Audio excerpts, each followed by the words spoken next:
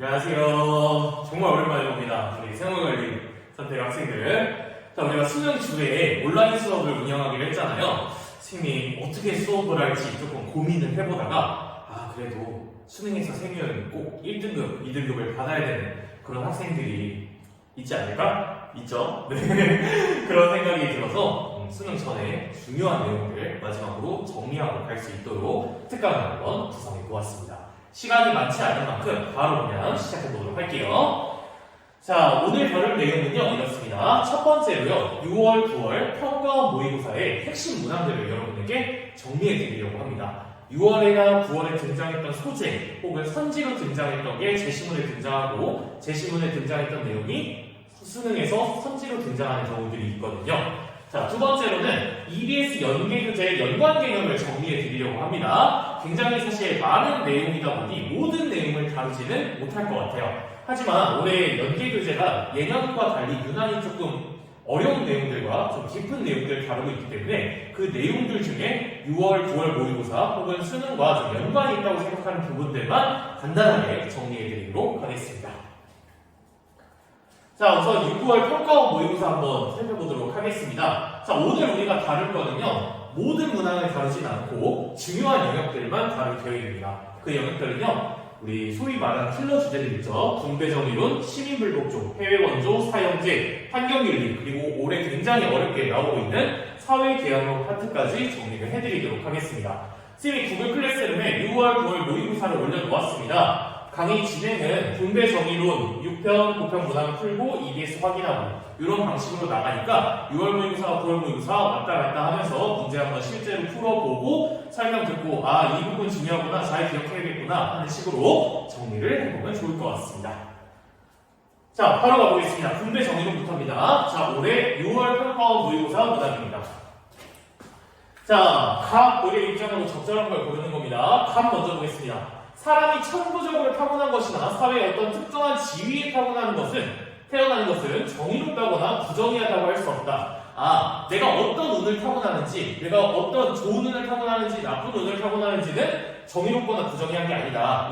우연성은 정의롭거나 부정의한 게 아니라 임의적 사실이다. 첫 번째 문장만 보고도 답이 누군지 알아야 돼요. 롤스인 걸 알아야 합니다.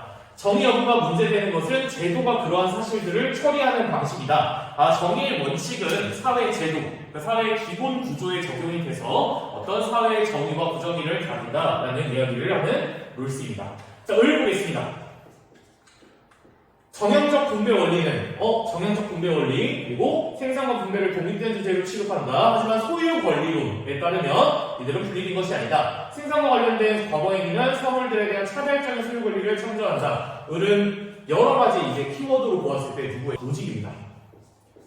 자, 바로 선지로 가보도록 하겠습니다. 기억 먼저 확인할게요. 차등의 원칙은 자연적분의 도덕적 임의성을 처리하는 공정한 분배의 원칙이다. 얘들아, 우선 어려운 단어부터 좀 쉽게 정리하고 갑시다. 임의성이 뭔가요? 선생님 계속 수업에서 이거 강조했지만 임의성은 랜덤하다는 얘기입니다. 랜덤.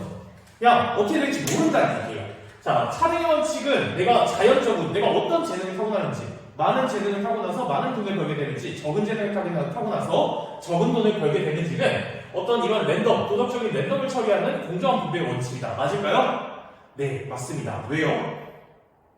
얘들아, 정의 원칙에 1원칙이 있고 2원칙이 있죠. 2원칙은 사회에 나타나는 현실적인 불평등을 정당화해주는 원칙이다라는 걸 혹시 기억하나요? 차등의 원칙은 내가 어떤 재능을 타고났건 간에 차등의 원칙이 사회 제도에 잘 적용돼서 그 제도 하에서 내가 경쟁을 했다면 그 결과는 내가 많은 돈을 벌든 적은 돈을 벌든 공정하다. 이렇게 불평등을 정당화해주는 원칙이었잖아요. 그죠? 그래서 내가 자연적으로 오늘 어떻게 태어났든 간에 그러한 랜덤함을 처리해주는 공정한 것으로 해주는 공정한 분배의 원칙이다. 맞는 설명이 될 수 있겠습니다. 어떻게 보면 차등의 원칙에 대한 기본적인 설명입니다. 자, 그런데 이 처리하는이라는 어감이 조금 이상하게 받아들여질 수도 있는데 제시문을 한번 볼게요. 정의 여부가 문제되는 건 제도가 그러한 사실들을 처리하는 방식이다라고 이렇게 제시문에도 조금 단서가 있죠, 그죠? 너무 어감에 집중하지 말고 차등의 원칙의 개념을 잘 생각해보면서 선지를 판단해 보시기 바랍니다. 니은 보겠습니다. 최소 수혜자에게 이득이 된다면 천부적 재능이나 소득 격차도 허용될 수 있다. 사실상 기업과 같은 내용을 묻고 있다고 생각을 합니다. 최소 수혜자에게 이득이 된다. 이거 어떤 원칙이요? 차등의 원칙이죠. 차등 원칙은 아까 이야기했듯이 천부적 재능, 내가 노래 잘하는 재능을 타고 나서 많은 돈을 벌었어. 내가 노래를 못해서 적은 재능을 타고 나서 적은 돈을 벌었어. 이런 것들을 불평등을 허용해 줄 수 있고 정당화해 줄 수 있는 겁니다. 차등 원칙은. 자, 그래서 이유도 차등의 원칙에 대한 설명이므로 맞는 선지가 되겠습니다. 자, 그런데 여기서 하나 우리가 눈여겨보아야 할 것은 이 최소 수혜자에게 이득이 된다면 이라는 표현입니다. 자, 이 표현 기출에 되게 많이 나왔었는데 이 표현을 어떻게 바꿔도 이 선지를 맞을 수 있을까요? 모두에게 이익이 된다면 이라는 표현으로 바꿔도 맞고요. 모두에게 어떤 상호적인 이득이 된다면 혹은 호혜성의 조건을 충족한다면 이라는 표현으로 바꿔도 맞습니다.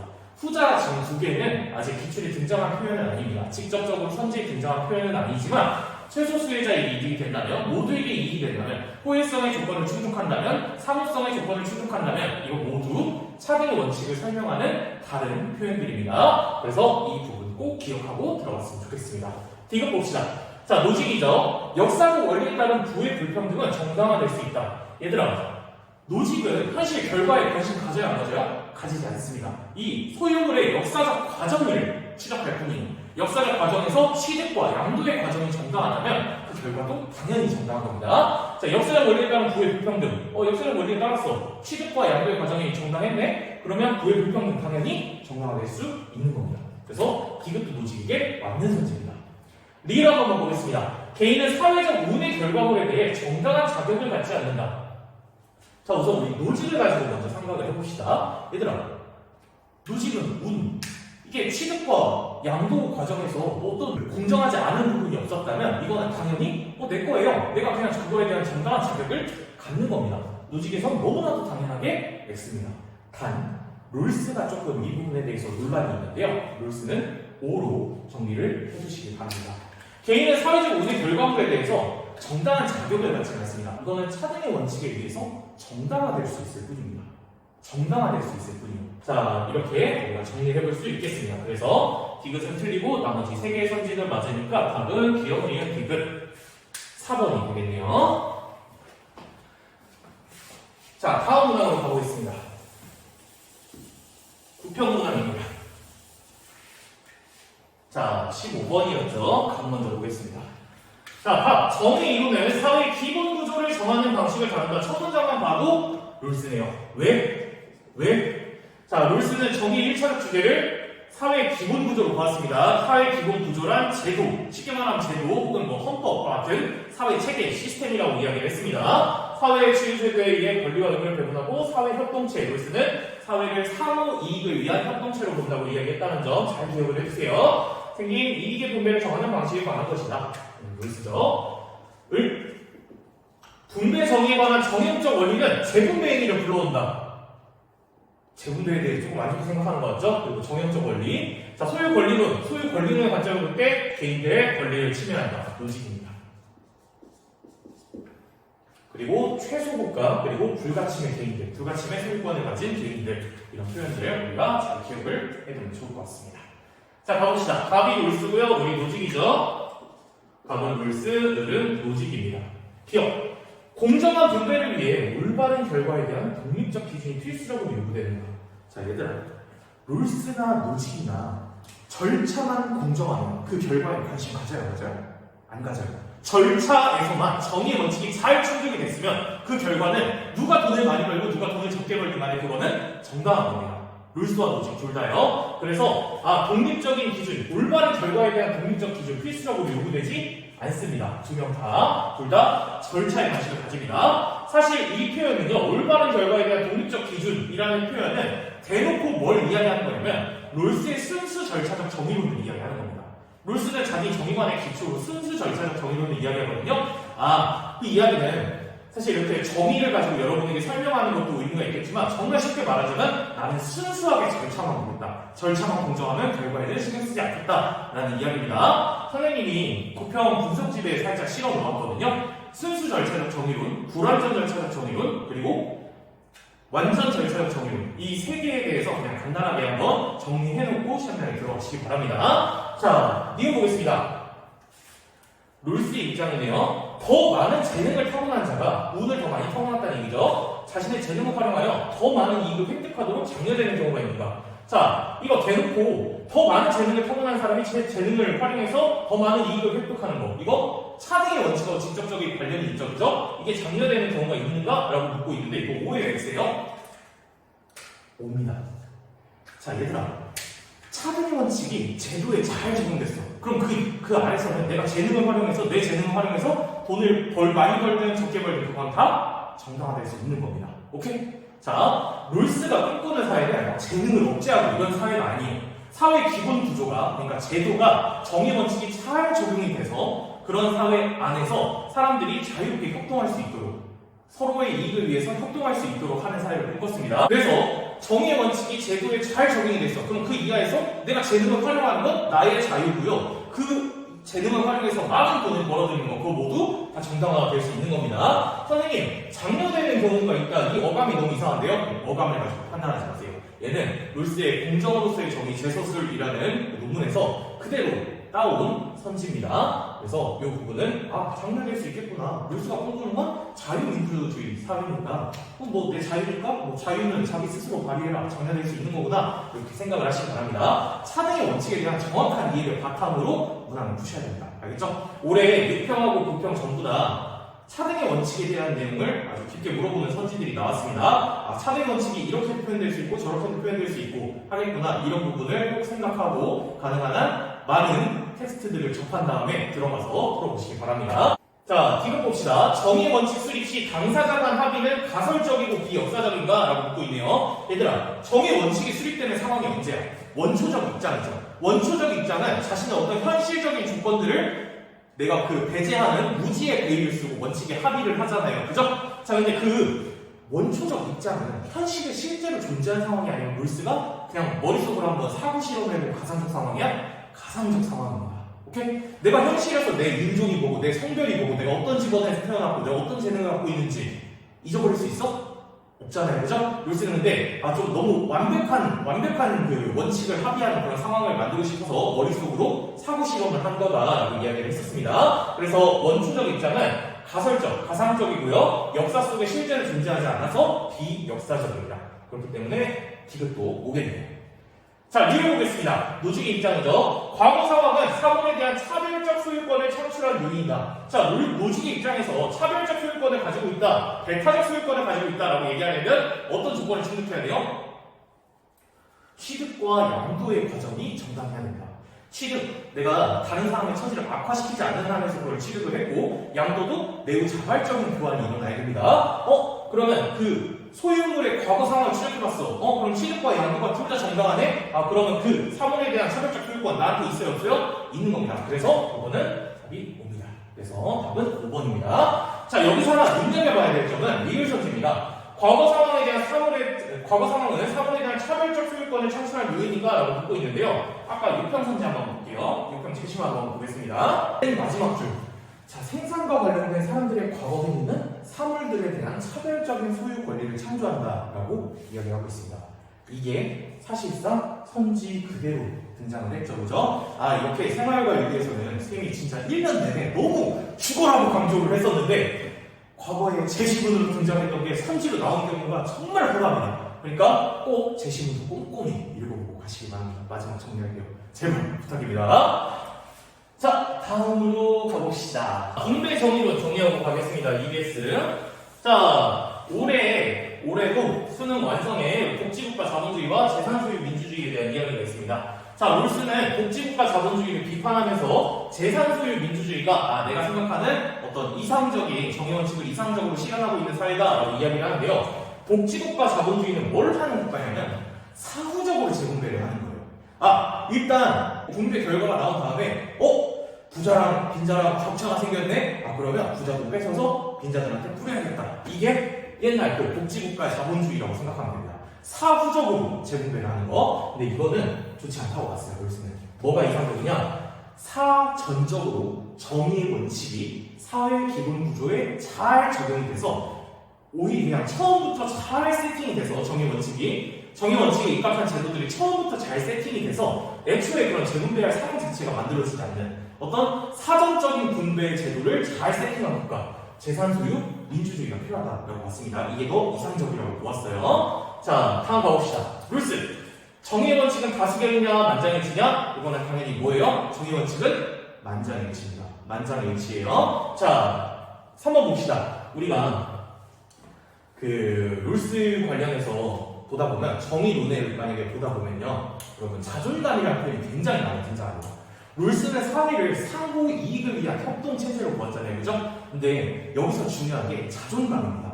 사람들은 내가 이래도 내가 성공의 기회가 있을까? 내가 이래도 사람들마다 어떤 재능의 차이가 있는데 나같이 미약한 재능을 가지고 여기서 내가 이익을 벌어들일 수 있을까? 이런 생각이 들면, 이런 자존감이 떨어지는 그런 생각이 들면 사람들이 협동할까요? 안 할까요? 안 한다고 이야기했습니다. 그래서 룰스는 이 자존감의 기반들을 잘 마련을 해주는 게 중요하다고 했습니다. 사회 제도를 통해서요. 자, 그래서 룰스는 이 자존감이 굉장히 중요하게 보았다는 거. 자, 이거는 재산소유 민주주의에도 연결이 됩니다. 자, 사전적으로 분배 제도를 잘 세팅했어. 정의 원칙을 제도에 잘 적용됐어. 그럼 사람들이 내가 일하면 내가 이 정도 능력 가지고 있으면 이만큼 성공을 하겠구나에 대한 그런 전망을 가지게 되고요. 사회 협동에 잘 참여하게 된다라고 이야기를 했습니다. 그래서 이 자존감의 개념 잘 기억을 해두시기 바랍니다.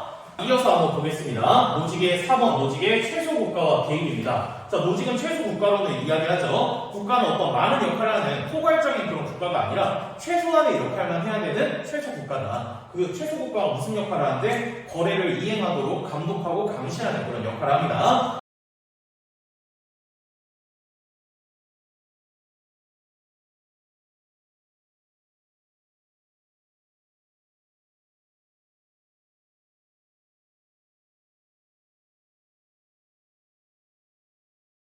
자, 5번째 한번 봅시다. 자, 이거는 노직 수축 선지를 그대로 가져왔는데요. 사회적 약자의 이익 증진을 위해 자신의 천부적 재능을 사용할 수 있다. 이거 O일까요? X일까요? O입니다. 선생님, 그 재능 내 거 아니에요? 재능 내 거 아니에요? 이거 어떻게 사회적 약자의 이익 증진을 위해 사용합니까? 아니라고요. 자, 이건 내 거니까 사용할 수 있다고요. 이거는 봐요. 어떤 제도적인 이야기가 아니라 개인의 행위 이야기잖아요. 개인의 행위, 자유예요. 자, 사회적 가짜의 이익 증진을 위해서 자신의 천부적 재능, 자신의 재능을 내맘대로 사용하는 건 그죠? 그래서 이거는 옵니다. 혹시라도 헷갈리지 말라고. 오케이? 가져와 봤습니다. 한 번 더 체크하시고요. 자, 다음 거 한번 가겠습니다. 시민 불복종. 개인적으로 6평과 9평의 경향만을 봤을 때 이 시민 불복종 파트가 느낌이 쎄합니다. 네, 좀 새로운 내용들도 많았고 좀 처음 보는 평가원에서 기존에 등장하지 않았던 선지도 많이 출제가 됐거든요. 체크하고 넘어갑시다. 자, 12번 먼저 보겠습니다. 자, 갑을 사상과 입장으로 적절한 것만을 거기에서 고르는 문항이네요. 자, 갑부터 봅시다. 자, 시민불복종의 결심함에 있어서 결과론적 관점, 그리고 불복종을 통해 중단시켜보자는 악의 크기와 법에 대한 존중심의 감소 가능성을 저울질해봐라. 갑은 누구예요? 징험이다. 저울질 펀질하게 나오죠. 자, 시민 불복종은 공동체의 정의감에 호소하게, 그리고 평등한 자유의 원칙에 대한 심한 위반, 공정한 기업에 대한 원칙에 대한 현저한 위배에 국한되어야 된다. 차등의 원칙은 시민 불복종의 판단 근거가 되지 않는다라고 이야기하는 룰스입니다. 자, 기억 먼저 봅시다. 싱어죠. 시민 불복종은 불법 행위지만 법칙을 존중하는 행위다. 맞아요? 틀려요? 맞습니다. 싱어도 법치주의의 어떤 민주주의 원리 안에서 그걸 너무 심각하게 감소시키지 않는 한에서 시민 불복종을 해야 되고, 어떤 민주주의의 핵심 원리인 다수결 있잖아요. 시민 불복종은 불법적 행위이긴 한데 그 다수결의 불완전함을 보완해줄 수 있는 행위로 보았습니다. 그래서 법칙을 존중하는 행위다. 맞는 선지죠. 자, 이어 보겠습니다. 종교의 자유를 부정하는 법은 시민 불복종의 대상이 된다. 얘들아, 종교의 자유가 뭐예요? 이거 룰스가 기본적 자유를 규정하고 있는 거잖아요. 그죠? 기본적 자유는 뭐에 의해서 보장되는 거예요? 평등한 자유의 원칙에 의해서 보장되는 거 아니에요? 그죠? 자, 그래서 종교의 자유를 부정하는 법은 시민 불복종의 대상이 될 수 있어요? 없어요? 있습니다. 네. 여기서 하나 생각해야 될 점은 이 종교의 자유 대신에 다른 기본적 자유가 들어가야 됩니다. 다른 기본적 자유가 들어가야 됩니다. 굉장히 다양한 바리에이션이 있을 수 있다는 얘기예요. 예를 들어서 자유재산법 여기 들어가면 그것도 맞고요. 공부 다민법 아니면 양심과 사상의 자유 이런 것들 다 됩니다. 시위 및 뭐 집회의 자유 이런 것들 들어가도 다 되니까 우리 이 바리에이션 꼭 한번 생각을 해봅시다. 자, 디귿 봅시다. 부정의한 법을 변혁하고자 불가피하게 다른 법을 위반하는 시민불복종은 정당화될 수 있다. 이거 기존에 평가원에서 단 한 번도 내지 않았던 선지입니다. 그래서 꼭 쳐놓고요. 잘 기억을 해주세요. 선생님 이거 6편 끝나고 수업에서 되게 강조했지만 룰스는 직접 불복종 말고 간접적 불복종도 허용합니다. 간접적 불복종도 허용합니다. 내가 부정의한 법이 있어. 부정의한 법이 있어. 내가 그래서 부정의한 법이나 정책이 있어서 얘를 직접적으로 위반하지 않아도 내가 이게 뭔가 이거 잘못됐다는 걸 호소하고 싶어 그러면 다른 법을 간접적으로 위반해서 이 법에 대한 부당함을 알릴 수 있다는 얘기입니다. 무슨 말인지 이해되니? 자, 이거 직접적으로 우리가 반역죄의 예시를 든다. 어떤 반역죄를 직접 위반하는 게 아니라 그 시민불복종의 과정에서 어떤 교통법규나 이런 가벼운 법들을 위반해도 이것도 정당화될 수 있다라는 이야기입니다. 룰스는 간접 불복종을 인정한다는 점 꼭 기억을 해주시기 바랍니다. 자, 이해 봅시다. 다수결의 원칙에 따라 민주적으로 제정된 법은 시민불복종의 대상이 아니다. 얘들아, 룰스도 민주주의 어떤 질서를 존중하면서 그 안에서 시민불복종 하라고 이야기하고 싱어도 아주 동일한 이야기를 합니다. 오케이? 근데 민주주의에서 만들어지는 민주주의의 핵심 원리가 뭐예요? 다수결이죠? 다수결 절차를 통해서 만들어지는 법이 완전할 수가 없습니다. 오케이? 다수결에 따라 민주적으로 제정됐다 해서 모든 게 다 정의롭지는 않기 때문에 그런 부분을 보완하기 위해서 시민불복종 당연히 가능합니다. 그래서 시민불복종의 대상이 될 수 있습니다. 자, 그래서 답은 기억, 니은, 디귿만 맞는 4번입니다. 지금 어디였지? 자, 계속해서 가봅시다. 9편입니다. 시민불복종은 해당 문제를 다수에게 알리려는 시도이거나 국가적인 관점으로 어쩌고저쩌고. 자, 법과 민주주의에 대한 존중식의 방송들을 저울질 또 나왔죠? 자, 싱어는 진짜 이 지식문만 거의 나온 것 같아요. 답은 싱어고요. 을은 봅시다. 시민불복종은 정치적 가치로 하여금 공통된 정의감에 비추어, 그죠? 소수자의 합당한 요구에 대한 숙고를 강요한다. 뒷줄 한번 보봅시다. 자, 을은 공통된 정의감 이런 표현에서 룰스인 거 우리가 추론해 볼 수 있겠습니다. 그리고 답이 싱어기도 하니까요. 근데 이 제시문의 이 부분 잘 기억을 해주세요. 숙고를 강요한다? 소수자의 합당한 요구에 대한 숙고를 다수자에게 강요한다? 이 표현 나중에 선지로 나올 수 있습니다. 선지로 나오면 강요라는 어감 때문에 여러분이 좀 아닌 것 같은데 이렇게 판단을 할 수 있으니까 꼭 이 부분 잘 기억을 해주시기 바랍니다. 헌법과 사회제를 일반 규제하는 정의 원칙들에 의해서 어쩌고저쩌고 룰스인 걸 알 수 있습니다. 기억 봅시다. 갑은 시민불복종의 목적은 결코 수단을 정당할 수 없다라고 본다. 맞을까요? 틀립니다. 왜? 싱어는 공의주의자잖아요. 오케이? 자, 공의주의자에게 수단은 그리 중요하지 않습니다. 오케이? 결과, 목적이 중요한 겁니다. 오케이?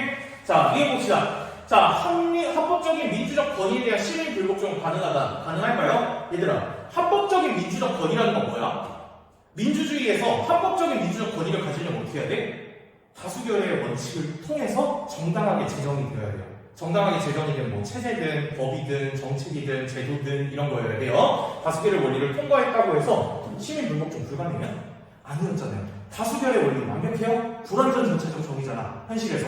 자, 다수결의 원리를 통과해서 제정된 어떤 법이든 제도든 정책이든 간에 얘네들에 대한 시민불복종 가능합니다. 왜? 심각하게 부정할 수도 있기 때문에. 오케이? 그래서 이 부분은 5가 됩니다. 자, 이어서 디귿선지 한번 봅시다. 다수의 정의감이 상실될 때 시민불복종은 반드시 요청된다. 얘들아, 룰스에게 시민불복종이 정당화될 수 있는 시민불복종이 가능한 사회는 뭐야? 거의 정의로운 사회입니다. 정의 원칙이 어느 정도 헌법과 사회 기본 구조에 잘 적용이 되어 있고 때때로 가끔 심각한 부정의도 일어나기도 하는 그런 사회입니다. 자, 그런데 그런 사회는 거의 구성원의 대부분이 정의 원칙에 의해서 움직이려는 어떤 공유된 정의관 그리고 다수의 정의감을 가지고 있습니다. 그런데 그 다수의 정의감이 상실될 때 첫째로 다수의 정의감이 상실된 사회를 거의 정의로운 사회라고 말할 수 있을까? 이건 거의 무법국가나 독재국가 아닐까? 시민불복종이 가능해요? 불가능해요? 불가능합니다. 그렇게 판단해야 되고요. 두 번째로 시민불복종은 애초에 다수의 정의감에 호소하는 행위입니다. 근데 다수의 정의감이 상실될 때 그럼 호소할 대상이 있어? 없어? 없어요. 그럼 시민불복종 될 수 있어요? 없어요? 없습니다. 자, 그렇게 판단을 하면 됩니다. 그래서 시민불복종 반드시 요청된다. 틀립니다. 자, 리을, 합과 을. 시민불복종이 가져온 효과를 신중하게 고려해야 된다. 얘들아, 룰스하고 싱어 둘 다 시민 불복종의 결과를 고려해서 행위를 해야 합니다. 자, 그래서 답은 5입니다. 그래서 리을 답은 4번이네요. 자, 수특수화 한번 정리해 보도록 하겠습니다. 자, 우선 첫 번째 룰스 시민 불복종의 책임인데요. 얘들아, 시민 불복종의 책임은 누구한테 있을까? 시민 불복종의 주체에게 있을까? 아니면 시민들에게 있을까? 룰스는 아니라고 봅니다. 시민 불복종의 책임은 그만큼 부정의한 법이나 정책이 돌아가는 게 만든 그만큼의 부정의를 만든 어떤 권력자에게 책임이 있다고 봅니다. 시민 불복종의 책임은 시민 불복종의 주체에게 있는 게 아니라 그러한 상황을 만든 권력자들에게 있다는 점. 그리고 두 번째, 싱어, 공유된 정의관에 대한 시민 불복종. 이거 굉장히 좀 좋은 내용이라고 생각을 합니다. 싱어가 룰스가 말한 시민 불복종의 거의 대부분을 그대로 따옵니다. 그대로 계승을 하는데요. 하나 다른 점이 이거예요. 룰스는 공유된 정의관, 그러니까 정의 원칙에 입각한 어떤 가치관에 대해서 굉장히 긍정적으로 바라봅니다. 얘를 거의 무결한 것으로 바라봐요. 왜냐면 룰스는 정의 원칙 자체를 절대로 변하지 않는 무결한 가치로 보거든요. 무결한 그런 원칙으로 보거든요. 되게 완벽한 원칙으로 바라봅니다. 근데 싱어는 거기다 의문을 제기하는 거예요. 이게 과연 바뀌지 않는 걸까?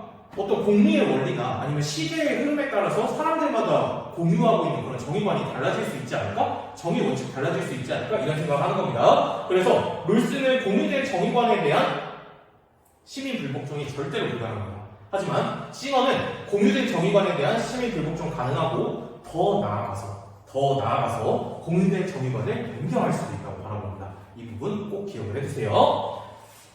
자, 다음 세 번째, 시민 불복종은 양심적이고 깊이 간직된 신념을 표현하는 수단이다. 이거 5일까요? X일까요? 5입니다. 선생님, 아니요. 저 기출해서 양심적이고 깊이 간직된 양심을 근거로 한 시민 불복종 잘못됐다고 분명히 봤는데요. 네, 근데 봅시다. 양심적이고 깊이 간직된 신념을 표현하는 수단이다. 결과의 관점에서 봤을 때 시민 불복종은 내 안에 신념을 표현하는 수단이 됐을 수도 있습니다. 단 결과랑 판단 근거를 구분해야 돼요. 오케이? 다시 결과랑 판단 근거를 구분해야 됩니다. 오케이? 자, 결과적으로 내가 나의 신념을 표현하는 수단이었을 수도 있어요. 근데 판단 근거가 내 양심이 되면 된다 안 된다? 안 된다는 겁니다. 오케이? 판단 근거가 오로지 뭐예요? 다수의 정의관, 공유된 정의관, 그리고 정의의 원칙, 그 중에서 차례 원칙을 제외한 정의의 원칙이 되어야 된다라는 이야기입니다. 자, 그래서 이 부분은 5라고 이야기할 수 있습니다. 결과적으로 쓸게요. 자, 싱어 봅시다. 시민 불복종의 해악은 불복종이 실패한 경우에만 발생한다. 오히려 X예요. 자, 얘가 대신 떨어졌습니다. 여러분 대신. 자, 시민 불복종의 해악은 불복종이 실패한 경우에 발생한다. X입니다. 왜일까요? 자, 얘들아, 우리 아까 부평에서 봤던 제시문 다시 한번 봅시다. 우리는 중단시키려는 악의 크기, 우리가 얻을 이득이죠. 그리고 우리 행위에 가져올 법과 민주주의에 대한 존중심의 감소 정도, 이거는 우리가 얻을 손해입니다. 어쨌든 시민 불복종이 성공을 했다는 건 그 법이 어떤 부정의한 점을 가지고 있다는 거죠. 우리 법이 완벽하지 않구나. 그러면 사람들의 민주적인 그런 민주주의에 대한 존중심이 좀 감소할 수 있지 않을까? 그래서 시민 불복종이 성공하더라도 사회에는 결과적으로는 어떤 해악일 수도 있다는 겁니다. 오케이? 근데 공리주의자이기 때문에 그 해악보다 얻을 이익이 크다면 그 시민 불복종은 정당화될 수 있을 뿐입니다. 그래서 불복종이 실패한 경우에만 해악이 발생하는 게 아니구나라는 점 꼭 기억을 해두세요. 이거 순간 헷갈릴 수 있는 그런 선집이다. 자, 가봅시다. 다음은 해외 원조 파트입니다. 해외 원조는 그렇게 어렵게 출제되진 않고 있다고 선생님이 생각이 들어서 좀 간단하게 빠르게 보도록 하겠습니다.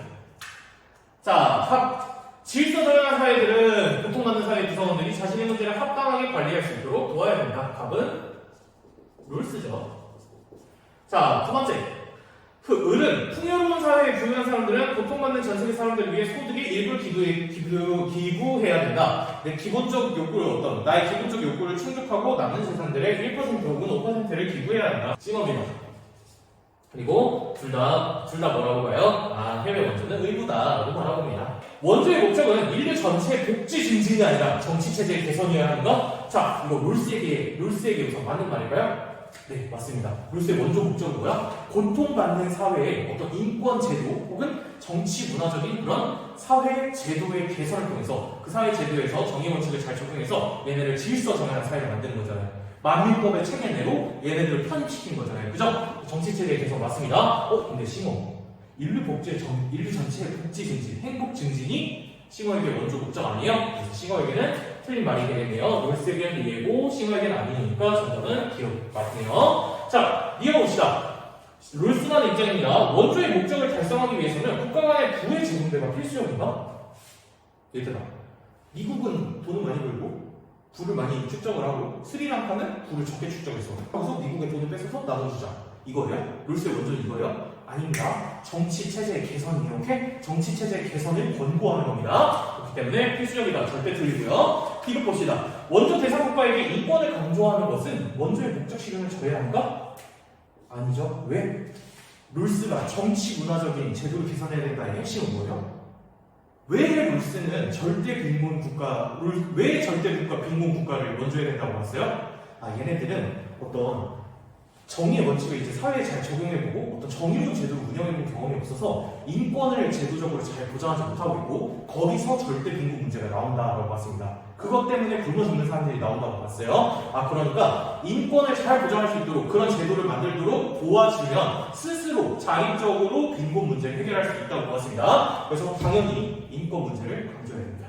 자, 리뷰해봅시다. 원조 흉흉의 방지한 해악보다 더 큰 희생이 발생한다면 원조는 중단될 수 있는가? 싱어죠? 네, 당연히 중단될 수 있죠. 왜요? 싱어는 공리주의잖아요. 그죠? 공리주의라서 전체적인 이익이 더 커야 되겠네, 손해보다. 예를 한번 들어볼게요. 내가 기본적 욕구를 충족하고 남는 재산이 없어. 그죠? 내가 처음에는 그게 좀 남아가지고 원조를 했는데 내가 기본적 욕구, 내가 뭐 자식을 학원에다 보내고 자식을 교육을 시키고 내가 내 밥을 먹고 내 의식주를 해결하기는 바빠. 그런 경우 이 사람이 원조 의무 있어요? 없어요? 없습니다. 사실상 중단되는 지점이 있는 거예요. 그래서 정답은 5고요. 기억하고 리을만 정답이 되겠네요. 답은 2번입니다. 정리를 합시다. 자, 부평문항 보겠습니다. 갑.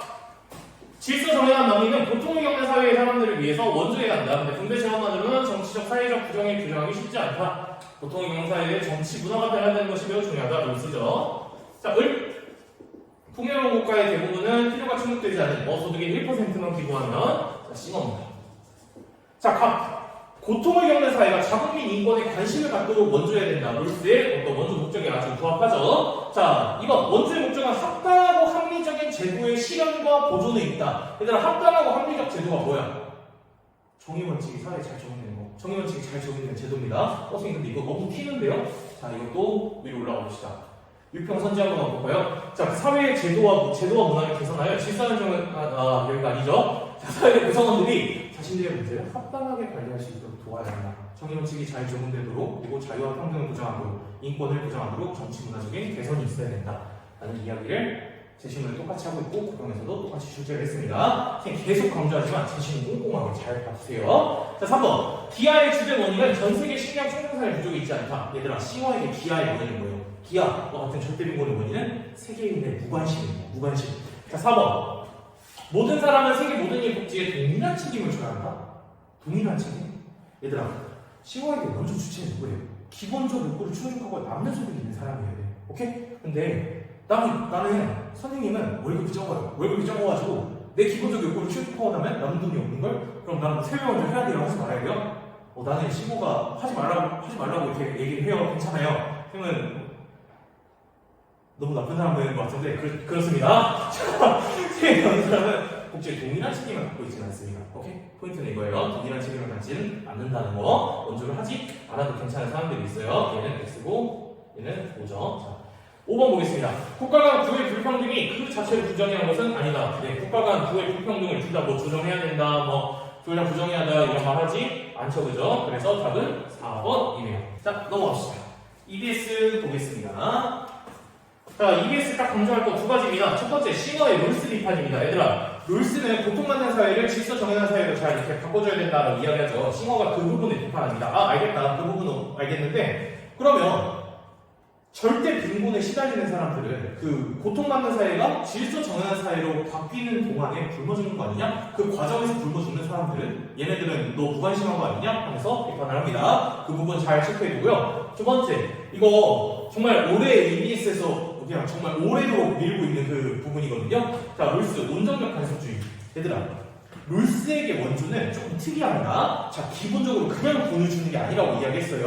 어떤 정치 문화적인 개선을 권고하는 게 여기서 원조의 핵심입니다. 권유하는 게 핵심이에요. 이렇게 하면 어떨까요? 저렇게 하면 어떨까요? 이렇게 권고하는 게 핵심입니다. 자, 내가 니네 사회 기본 구조가 너무 구려. 그러니까 너 정의역식 빨리 적용해 하고 이렇게 강요하고 간섭하는 거 돼요, 안 돼요? 안 된다고 이야기했어요. 오케이? 심지어는 그게 어떤 온정적인 마음에서 나오는 그런 간섭이라도 안 돼요.